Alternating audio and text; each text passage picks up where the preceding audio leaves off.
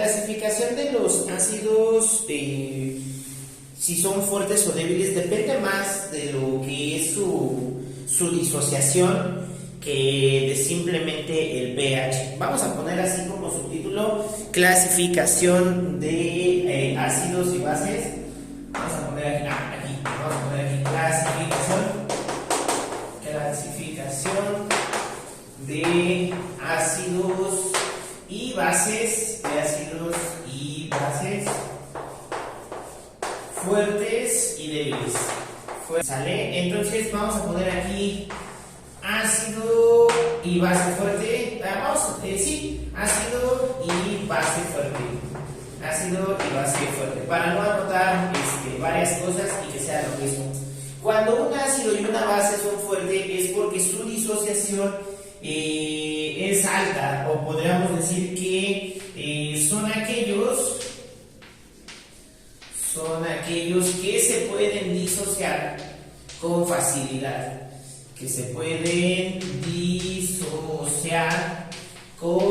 facilidad. ¿Sale? Ese sería el concepto de una base y un ácido fuerte. En el caso del pH, los ácidos fuertes van a tener un pH en un intervalo de 1 a 3. Ahorita vamos a ver qué es eso del pH. ¿Sale? En el caso de las bases fuertes, vamos a poner aquí bases fuertes, su pH va a estar en un intervalo de 12 a 14. Estos son datos que yo tengo de apuntes, pero toma en cuenta que dependiendo la bibliografía que vayas a buscar, van a cambiar estos intervalos, ¿no? Quizá te digan que es de 13 a 14, de 11 a 14, pero básicamente aquí está el intervalo, no tiene que haber mucha diferencia entre uno y otro, ¿sale? Y entonces, ejemplos de ácidos fuertes, pues tenemos al ácido sulfúrico y vamos a tener al ácido nítrico. Estos se van a disociar con facilidad, por poner algunos ejemplos. En el caso de las bases fuertes, pues todos los de la familia 1 que tengan el OH van a ser considerados como bases fuertes, como el hidróxido de potasio o el hidróxido de sodio, ¿sale? Entonces todos ellos que se puedan disociar con facilidad son fuertes. Una cosa que confunde mucho a los estudiantes es que me dicen, bueno, pero ¿cuál es el ácido que más daño hace? Pues uno de los ácidos que más daño hace es el ácido fluorhídrico. Y entonces me dicen, bueno, ¿y por qué el ácido fluorhídrico no se encuentra aquí con los ácidos fuertes? Porque hay que recordar que el ácido fluorhídrico contiene flúor, y entonces el flúor es altamente electronegativo. ¿Qué quiere decir? Va a tomar a su hidrógeno y no lo va a soltar con facilidad. Entonces, como la disociación no es alta, no se le considera como un ácido fuerte, ¿sale? Entonces, entre más electronegativo sea mi ácido, el no metal que esté con mi ácido, más débil va a ser.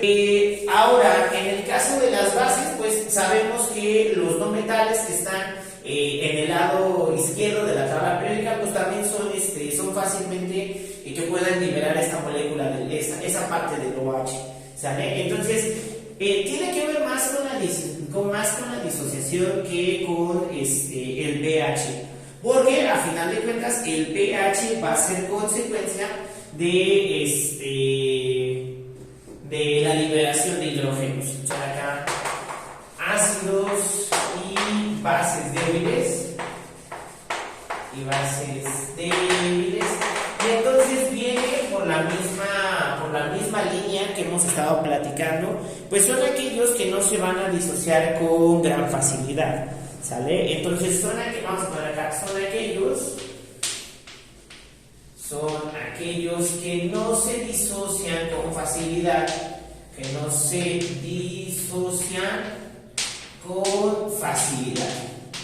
Si lo queremos ver en una escala pH, que también nos lo llegan a preguntar, entonces los ácidos débiles pues van a estar en el intervalo mayor a 3, ¿no? Entonces todos los que sean mayor a 3, de 3 a 6 punto y algo, se va a considerar como una base débil. Un ejemplo sería pues, que el pH vaya de 4 a 6.9, ¿no? Porque más adelante en la escala pH pues vamos a saber que el 7 es exactamente neutro. Entonces aquí igual depende de la literatura que tú consultes, puede ser de 4 a 6.9, puede ser de 4 o incluso puede ser de 3.5 a 6.5, entonces depende mucho la literatura que consultes, pero básicamente ese es el intervalo. La base débil pues normalmente son de 8 a 11, ¿no? Entonces vamos a poner acá que la base débil, entonces el intervalo que maneja pues sería de 8 a 11 y algunos ejemplos que podríamos poner, bueno, pues ya los estábamos considerando, ¿no? El ácido fluorhídrico y el ácido acético CH3COOH. La pregunta es, ¿y por qué el ácido acético? Porque el ácido acético, el único hidrógeno que puede separar es el último que está en el extremo más alejado de la molécula, ya que estos tres hidrógenos que tenemos ahí pues no se van a disociar. En el caso de las bases débiles, pues bueno, entre más electronegativo sea el metal, ¿no? En este caso pues los hidróxidos de hierro, entre más el metal sea más electronegativo, pues más difícil es que se disocie la molécula del hidróxido, ¿sale? Entonces ahí tenemos algunos ejemplos: ácido fluorhídrico, ácido acético, hidróxido de hierro. Incluso podríamos poner los hidróxidos de níquel, ¿no? Incluso podríamos poner aquí uno de los hidróxidos de níquel. Y ahí está el concepto de ácidos y bases débiles. Tiene que ver más con la disociación, con la liberación de protones y de OHs. Ya lo vimos en las teorías de Arrhenius, en las teorías de Bronsted-Lowry, que básicamente son de los que hablan de H y OHs, en el caso de Arrhenius, Bronsted-Lowry de puros protones. Pero la idea es esa: si se disocian y hay hidrógenos o hidróxidos presentes, entre más haya, pues más va a haber indicación de pH o de pOH, que es lo que vamos a ver. Pero si lo queremos ver en escalas, bueno, pues un ácido fuerte va en un intervalo de 1 a 3, una base fuerte pues va de 12 a 14, un ácido débil va de 4 a 6 y una base débil va de 8 a 11. ¿Sale? La potencial de hidrógeno,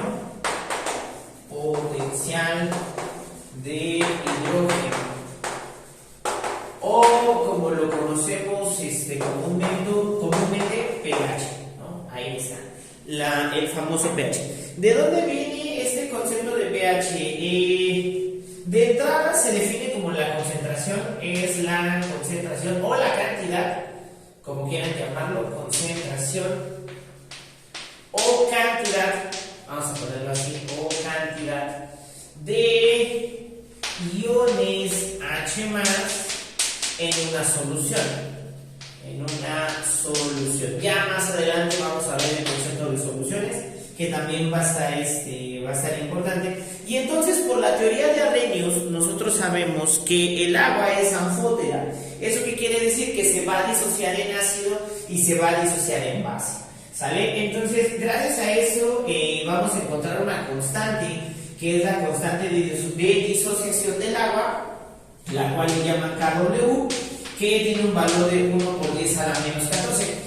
No te voy a hacer el cuento tan largo, nada más te voy a poner que de aquí se obtiene que la concentración de iones por la concentración de hidróxidos te van a dar justamente el 1 por 10 a la menos 14. Y entonces, para que esto sea válido, pues cada uno tiene que valer 1 por 10 a la menos 7.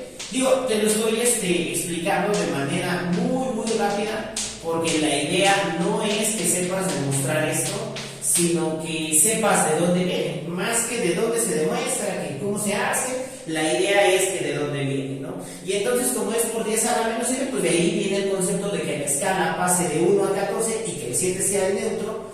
Y entonces las ecuaciones que nos importan son: pH es igual a menos el logaritmo de las concentraciones de los hidrógenos, y viene otra escala que es el pOH, el potencial de hidróxidos, que se calcula igual, pero en vez de poner H's van a ser OHs ahí en la fórmula. Pero estas son las que nos interesan. Estas dos fórmulas son las que nos interesan, más una adicional que nos dice que pH más pOH es igual a 14, ¿sale? Eso es lo que nos interesa para el examen, únicamente, es lo único que nos importa saber. Ya un día con más calma, más tranquilos y que no tengamos que hacer un examen, pues ya si quieren demostramos de dónde vienen las fórmulas, cómo se disocian, pero no es tema del curso. Lo único que nos importa saber es que pH se calcula como menos logaritmo de las concentraciones de hidrógeno y que pOH se calcula como menos logaritmo de las concentraciones de hidróxidos.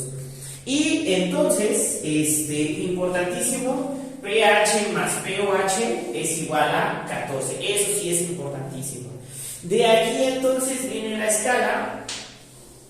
Aquí está, de 1 a 14, de 1 a 14. Incluso puede comenzar menor a 1, también puede comenzar por el 0, valores muy pequeños. Y aquí en medio va a ir justamente el 7. Entonces, a la izquierda, justamente en la primera parte de la recta, vamos a tener los ácidos. Entre más pegado al 1, más ácido, ¿no? Quedamos, aquí tengo un gis de color, quedamos que de 1 a 3, aquí van a estar los ácidos fuertes, y entonces conforme vaya acercando al 7, pues voy a tener ácidos de fuerza media, ácidos débiles, y entonces en el 7 justamente está el neutro. Pasando el 7, pues voy a tener las bases débiles, las bases de fuerza media, y aproximadamente de 12 a 14 pues vamos a tener las bases fuertes. Si te das cuenta, conforme más grande es el pOH, menos ácido es, ¿no? Y vamos a ponerlo, entre mayor sea en pH, entre mayor sea el pH, entonces el ácido es más débil. El ácido es más débil. ¿Qué quiere decir? Que entonces tenemos más presencia de una base. Entre más grande sea el pH, más débil es un ácido. Entre menor sea el pH, entre menor sea el pH, entonces el ácido es más fuerte. Y entonces la base es cada vez más débil, ¿no? Si quiero comparar los ácidos, entre más a la derecha me vaya, más débil es el ácido. Si quiero comparar las bases, entre más a la izquierda me vaya, pues más débil es la base.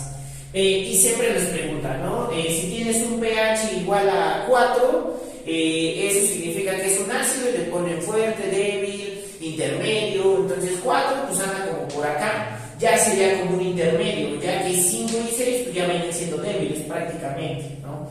Pero ahí está nuestra escala pH. Ácidos de la parte izquierda, bases, no la puse aquí, bases de la parte derecha, pasando por el neutro, que sería el número 7 exactamente. Entonces vamos a poner acá indicadores pH, como subtítulo, y aquí te voy a poner una tablita, casi siempre son tablitas, y entonces vamos a poner aquí indicador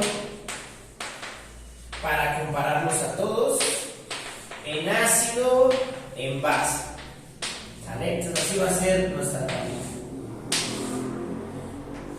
¿Qué indicadores vamos a estar trabajando? Bueno, de los más conocidos tenemos el anaranjado, aquí dice anaranjado, el pizarrón está un poco dañado, anaranjado de metilo. En presencia de un ácido se pone de color rojo, en presencia de una base se pone de color amarillo, ¿vale? Ahí está, el anaranjado de metilo. Luego tenemos el papel tornasol. En presencia de un ácido, se pone rojo, en presencia de una base se pone azul. O si es color rojo, en presencia de una base se va a poner azul. Si es azul, en presencia de un ácido va a cambiar a rojo, ¿sale? El papel tornasol. Y tenemos el azul de bromotimol, pero ese casi no lo pregunta. Azul de bromotimol. Pero vamos a ponerlo bromotimol. casi no se ocupa este es amarillo en presencia de un ácido y es azul en presencia de una base, ¿vale? Y por último, de los más importantes, eso sí, de los más comunes, la fenolftaleína. La fenolftaleína. En presencia de un ácido, esta es incoloro, ¿sale? Y en presencia de una base se pone rosa. Se pone rosa o se puede poner violeta. No es que tomen los colores, sino que depende quién esté viendo. Ahora sí depende mucho del observador, depende mucho del ojo. Pero en sí se pone rosa o violeta, ¿sale? Y ya. Esos son los indicadores que vamos a estar trabajando: anaranjado de metilo, papel tornasol, azul de bromotimol y fenolftaleína. ¿Cuál te recomiendo que te aprendas? Papel tornasol y fenolftaleína, que es de las que más preguntan. ¿Sale? Y pues bueno, con eso terminamos el concepto de pH. No sé si tengas alguna duda, Michelle.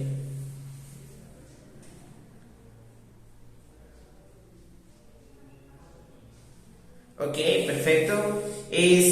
Todavía no acabamos lo que es la unidad de agua. Agua todavía nos falta ver las concentraciones y nos faltaría ver lo que es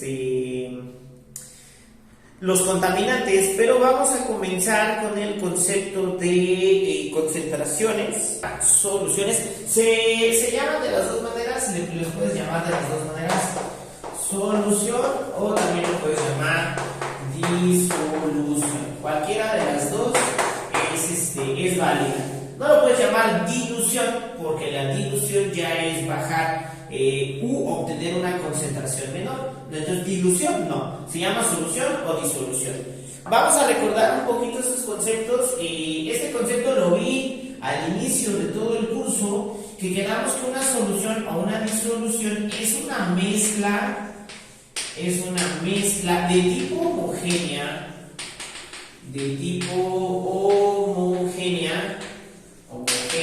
entre un soluto y un solvente.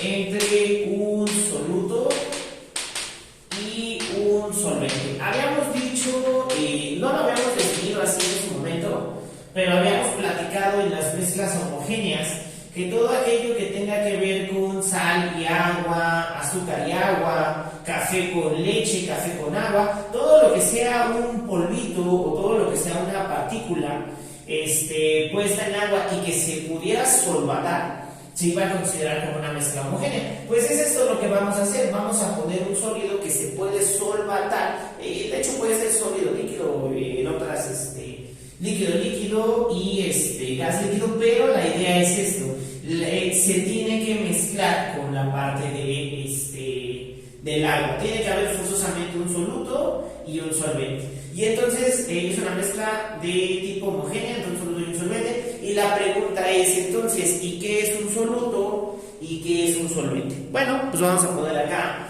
que el soluto es la especie en menor concentración o cantidad.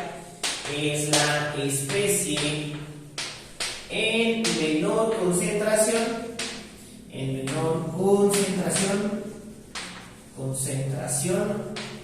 o cantidad.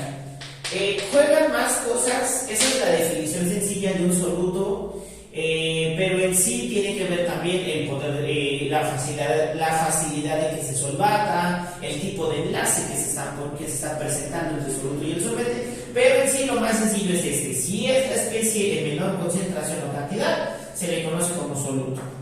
Y entonces solvente pues va a ser la especie con mayor concentración o mayor cantidad. Entonces es la especie en mayor concentración o cantidad. ¿Vale? Entonces ahí están dos conceptos importantes: soluto, solvente. ¿Vale? Cosas importantes. Podemos clasificar las soluciones dependiendo cómo se puedan solubilizar cada una. ¿A qué me refiero? Vamos a poner aquí solución. Solución. La podemos clasificar cualitativamente y cuantitativamente. Entonces, cualitativamente, y la podemos también clasificar como cuantitativamente. ¿Vale? Cuantitativamente es la que nos interesa porque es que vamos a calcular cuánto soluto se puede disolver en el solvente, bueno, el disolvente, también se le llama disolvente, y lo que nos interesa entonces es cuánto. Cualitativamente, pues básicamente ocupamos nuestros sentidos organolépticos para saber qué tanto el soluto está disuelto, pero cualitativamente la podemos clasificar en insaturada, diluida más bien, vamos a ponerla así, diluida, concentrada, saturada y sobresaturada. Esas van a ser las clasificaciones cualitativamente, ¿sale? Diluida, concentrada, saturada y sobresaturada. Cuantitativamente vamos a tener muchas formas de cómo calcularlo. Podemos calcularlo en molaridad.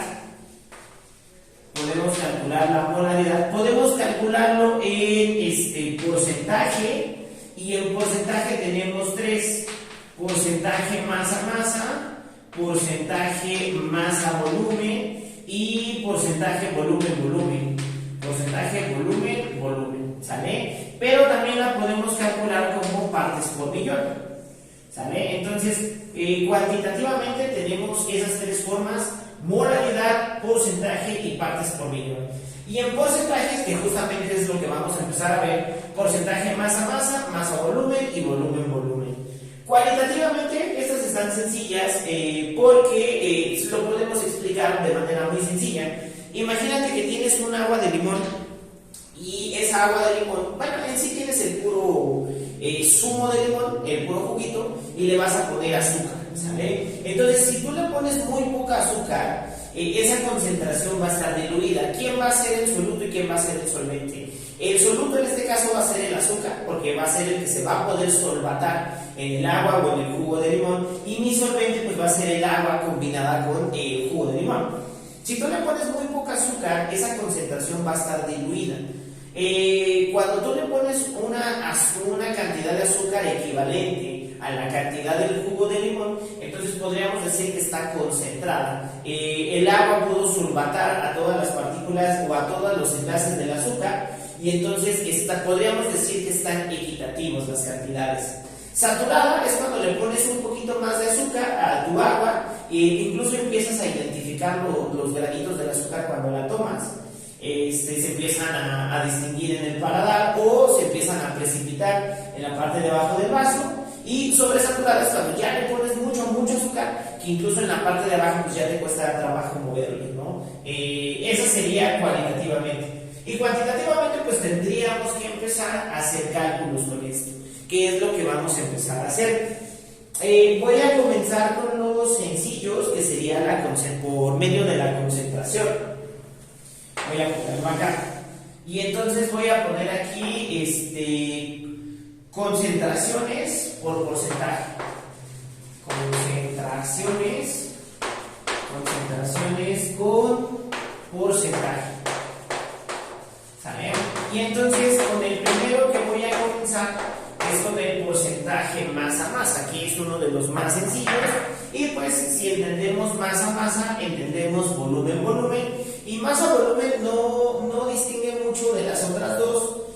Donde más nos vamos a enfocar es en masa-masa y masa-volumen. Entonces, porcentaje masa-masa, masa entre masa, me dice que lo voy a calcular como la masa del soluto entre la masa de la solución. Solución. Ojo, ya es de las dos, tanto de soluto como solvente. Entonces, la masa del soluto entre la masa de la solución, y eso por un 100%. ¿Sale? Lo vamos a multiplicar por un porcentaje, un 100%. Cosas importantes. Entonces, el porcentaje masa-masa, acuérdate que es masa del soluto entre la masa de la solución. También lo puedes ver como masa del solvente más la masa del soluto. Es la suma de las dos masas y eso multiplicado por un 100%. ¿Sale? Es la misma ecuación, nada más que la masa de la solución la separé, pero es exactamente el mismo problema, la misma ecuación. Toma nota, Michelle,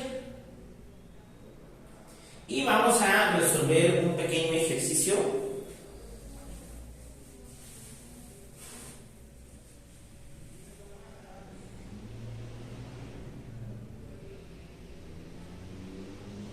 Ok, entonces vamos a resolver un pequeño ejercicio y vamos a borrar acá la parte de la definición y vamos a poner el pequeño problema. Entonces imagina que tú tienes acá una solución, vamos a poner acá ejemplo, y vamos a poner calcula el porcentaje masa-masa de una solución que contiene, vamos a poner 40 gramos de cloruro de sodio en 150 gramos de agua. Fíjate que aquí el problema me está dando las dos partes, que es el soluto y que es el solvente, porque el mismo problema me indica si es una solución. Si quisiéramos sumar la solución, el mismo problema nos dice que serían 150 gramos de solución, pero en este no es el caso. En este me está diciendo que hay tanta masa de cloruro de sodio y hay tanta masa de agua, ¿no? Y entonces, ¿cómo lo vamos a calcular? Pues muy sencillo. Primero vamos a identificar que el soluto pues va a ser el cloruro de sodio y entonces esos son 40 gramos. Y vamos a identificar que el solvente, en este caso, pues es el agua y de este vamos a tener 150 gramos. Como no me dicen la masa de la solución, entonces voy a tener que hacer la masa del soluto y la masa del solvente. ¿Sale? Esa va a ser la forma en la que vamos a poderlo calcular. Y entonces vamos a poner aquí porcentaje masa-masa va a ser igual a la masa del soluto, que son los 40 gramos, dividido entre la masa del soluto, que son 40 gramos, más la masa del solvente, que son los 150 gramos. Y eso todavía vamos a multiplicarlo por un 100%. ¿Eso cuánto nos daría? Pues en la parte de arriba son 40 gramos. En la parte de abajo son 190 gramos, eso multiplicado por un 100%, gramo con gramo se cancela, ¿no? Haciendo la simplificación de unidades, 40 entre 190 nos da 0.21052, entonces esa división nos da 0.21052 y todavía me falta multiplicarlo por un 100%. Que lo único que va a generar es que se recorra el punto decimal dos lugares y entonces sería 21.052%. Entonces, ¿qué me quiere decir? Que el 21% es de cloruro de sodio y el restante es de agua. Esa es la concentración del soluto en la solución. ¿Sale? 21% es de cloruro de sodio y el resto pues viene siendo de agua. ¿Sale? ¿Dudas, Michelle, con este primer ejemplo?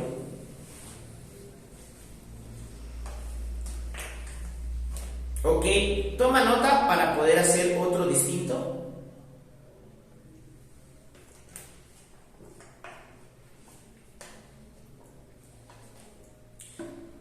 Ok, voy a borrar el problemita. Y entonces ya hicimos uno donde me dan masa de soluto y masa de solvente. Ahora vamos a hacer otro en donde vamos a cambiar a la molécula. Vamos a poner calcula el porcentaje de una solución que contiene, vamos a poner algo más sencillo, no sé, 80 gramos. En vez de que sea de cloruro de sodio, pues vamos a poner sulfuro sulfuro no. Sí, vamos a poner sulfuro de calcio. Acuérdate que esa también es una sal. Casi todas las sales son solubles. En 230. Vamos a poner en 230 gramos de solución. Ahora sí vamos a poner de solución. Entonces, la diferencia del problema anterior con el problema que tenemos aquí es que ahora sí el problema nos dice que es la masa de la solución. 230 gramos ya es una masa total.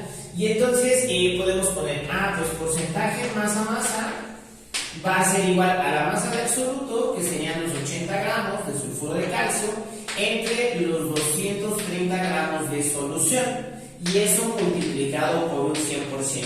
Entonces, el mismo problema me va a indicar cuándo es la masa de la solución y cuando tengamos que sumar masas, porque me da me da la masa del soluto y me da la masa del solvente, que normalmente o comúnmente es agua. En este caso, pues sí me dicen, pues la masa de la solución es tanto.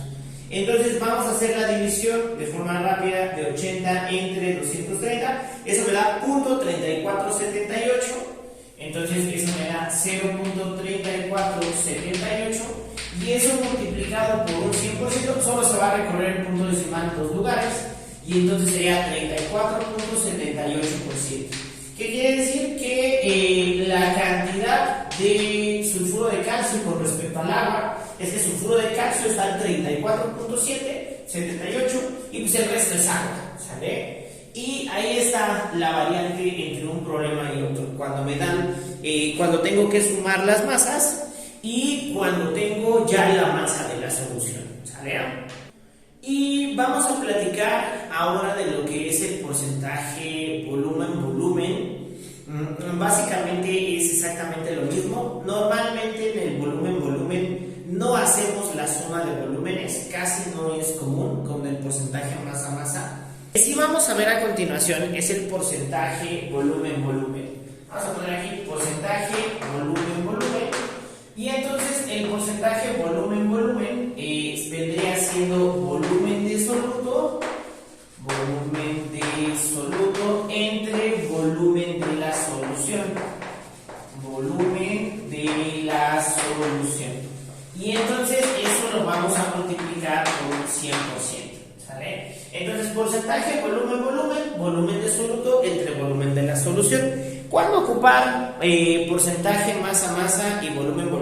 Bueno, en el caso del examen, el problema te lo va a indicar cuando tienes que aplicar un porcentaje masa, cuando tienes que aplicar un porcentaje volumen. En el caso de, no sé, si en algún momento quisieras hacer un experimento, puedes ocuparlo, casi indistintamente, ¿no?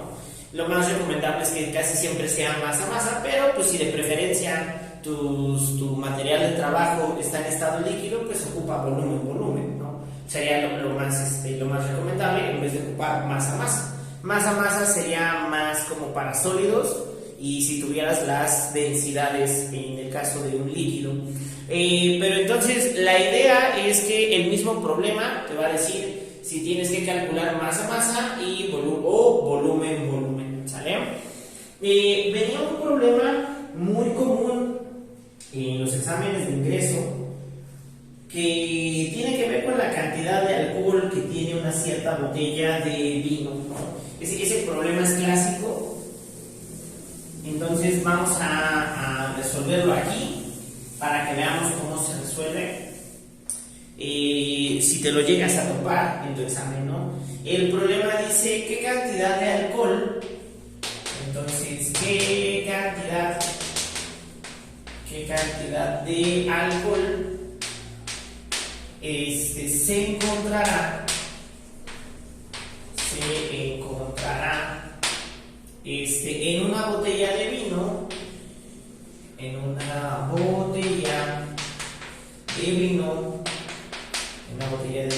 de 250 mililitros al 40%, Entonces, algunas botellas que tienen alcohol siempre dicen 40%, 30%, 60%.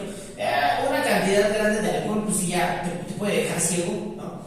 Entonces, la idea es que pues, nosotros sepamos con qué porcentaje tiene la botella, ¿no? Para no tener alguna desgracia. Entonces, ¿qué cantidad de alcohol se encontrará en una botella de vino de 250 mililitros? Tome en cuenta que todas esas botellas de alcohol no solamente tienen alcohol a su 100%, sino van a tener, no sé, puede que le pongan, no sé, algún tipo de agua, algún tipo de saborizante, no tengo idea de cómo se hagan las botellas, las bebidas alcohólicas, pero no, lo que sí sé es que en su totalidad no es alcohol. Entonces, ¿cómo lo vamos a calcular? Bueno, como las botellas de alcohol, pues todo está en estado líquido, pues vamos a calcular un porcentaje volumen. No tiene sentido que calculemos un porcentaje masa, pues porque no me lo están dando aparte en mililitros, no tiene sentido pasarlo a gramos, ¿no? Entonces, porcentaje volumen, pues sería el volumen del soluto. En este caso, el alcohol es el soluto, porque es el que está en menor cantidad. Entonces sería el volumen del alcohol entre el volumen de la solución. ¿Cuál es ese volumen? Pues serían los 250 mililitros, ya que cuando la botella está ya llena a sus 250 mililitros, ya tiene el alcohol, ya tiene el agua, ya tiene todos los componentes que forman a la bebida, ya están en esos 250. Entonces el volumen de la solución ya son los 250 mililitros. Ese ya sería el de aquí, 250 mililitros. Y eso pues lo vamos a multiplicar por un 100%. Ahora, observa que ya me dan el porcentaje. Ese porcentaje es el que va aquí. Ese porcentaje sería el 40% volumen. Entonces, 40% es igual al volumen del alcohol.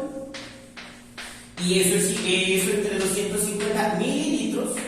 Y eso por un 100%. Y vamos a tener que despejar, ¿sale? Ese que está multiplicando pues va a pasar dividiendo. Y me daría 40% entre 100%, los porcentajes se cancelarían. ¿Y eso cuánto me daría? Pues me daría 0.4, recorriendo el punto decimal 2 lugares.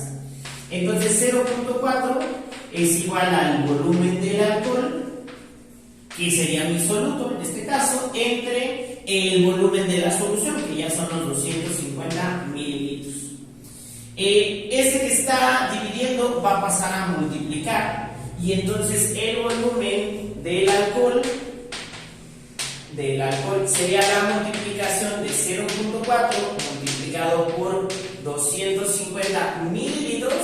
Cabe remarcar que llevamos las unidades de mililitros, y entonces eso cuánto nos daría. Entonces el volumen del alcohol nos daría exactamente 100%, ¿no? Le digo 100 mililitros, perdón. Entonces, en una botella de 250 mililitros, 100 mililitros son de alcohol y 150 mililitros pues es de sus demás componentes, ¿no?